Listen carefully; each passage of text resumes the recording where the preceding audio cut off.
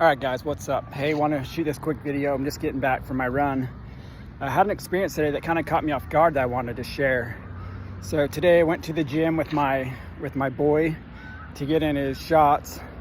We have basketball tournaments coming up in July, have some tournaments in June, but the most important ones are in July. And so I've been pushing my boy all through June to get to the gym to be getting up shots. And after practice, I went over and talked to his coach. And they started weight training at 6 in the morning.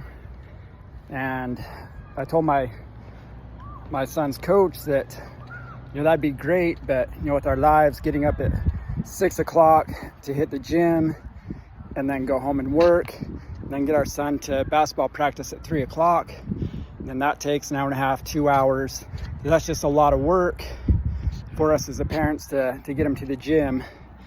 And I looked over the coach and I was like, yeah, Jordan wants to be in the NBA. And the coach said, and this is where I want to point it out, is the coach said, the early bird gets the worm. And we've all heard that saying. But then what came next is what caught me off guard. The coach said to my boy, what's your worm? And I've never thought about this, and I've heard this saying for so many years.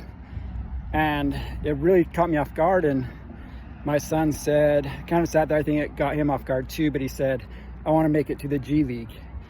And so whether that happens or not, what we're just trying to do, and I've been spending a lot of time as I've been working this summer, listening to motivational stuff. And the one thing that we have been working on is, if you look at time and you look at that worm eating some part of success, what does that timeline look for you?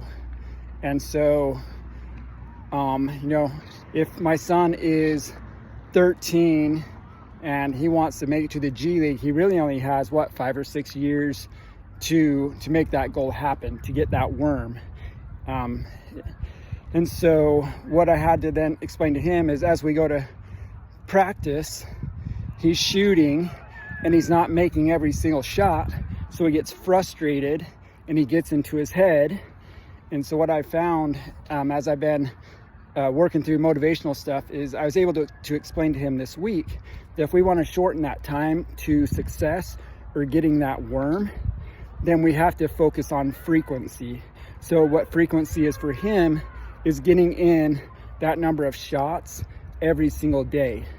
And so if we compress that time frame because of our higher frequency of getting in shots, we're going to get to that worm faster, or we're going to get to that success faster.